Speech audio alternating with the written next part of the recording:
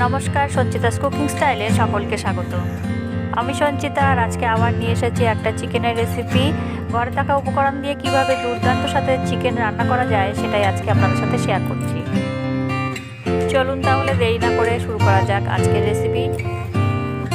কড়াইতে সর্ষের তেল গরম করে নিয়ে তারপর দিয়ে দিয়েছি তেজপাতা, আর তারপরে আমি দিয়ে দিলাম এখানে কুচিয়ে রাখা পেঁয়াজটা আমি কিছুক্ষণ ভেজে নেব।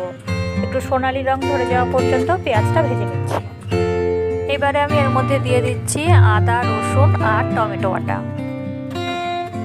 এখন আমি আদা, রসুন আর টমেটোর কাঁচা গন্ধটা চলে যাওয়া পর্যন্ত কিছুক্ষণ কষিয়ে নিচ্ছি।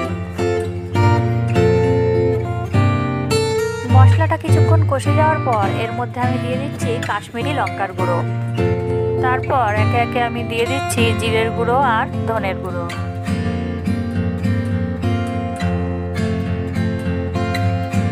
দিয়ে দিচ্ছি পরিমাণ মতন হলুদের গুঁড়ো। এবারে আমি এতে দিয়ে দিচ্ছি ফেটানো টক দই। টক দইটা দেওয়ার সময় খেয়াল রাখতে হবে গ্যাসের ফ্লেমটা যেন একদম লো থাকে। তারপরেতে পরিমাণ মতো নুন দেওয়ার পর আমি মাংসটা দিয়ে দিচ্ছি। মাংসটা আমি খুব ভালো করে আগে ধুয়ে রেখেছিলাম। এবারে সবকিছু ভালোভাবে নেড়েচেড়ে মাংসের সাথে মিশিয়ে নিচ্ছি। আর এখানে আমি দিয়ে দিচ্ছি 3টে আস্ত রসুন। এটা খুব ভালোভাবে পরিষ্কার করে নিয়েছি। আর একই সাথে আমি দিয়ে দিলাম কাঁচা লঙ্কা বাটা। এবারে ঢাকা চাপা দিয়ে কিছুক্ষণ কষিয়ে নেওয়ার পর আমি আগে থেকে ভেজে রাখা আলুগুলো এতে দিয়ে দিচ্ছি। আলুটা এখানে সম্পূর্ণ অপশনাল, আপনারা চাইলে স্কিপ করতে পারেন। তবে আমাদের প্রতিদিনের চিকেন রান্নায় কিন্তু আমরা সকলেই একটু আলু পছন্দ করি। এই ধরনের চিকেনের রেসিপি কিন্তু গরম ভাতের সাথে যেমন দুর্দান্ত লাগে, তেমন রুটি বা পরোটার সাথে কিন্তু দারুণ লাগে।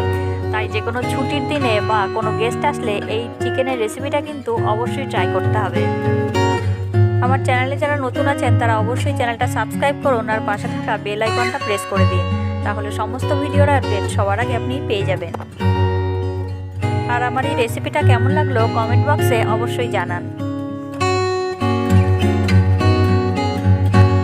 চিকেনটা কিন্তু খুব সুন্দরভাবে কষিয়ে নেওয়া হয়ে গেছে। এর থেকে সুন্দর তেল ছাড়তে শুরু করেছে আর মাংসটাও সেদ্ধ হয়ে গেছে। এবারে আমরা এতে দিয়ে দিচ্ছি পরিমাণ মতন জল। আপনারা এখানে উষ্ণ জলটাই সবসময় ব্যবহার করবেন, এতে চিকেনের স্বাদটা ভালো হয়।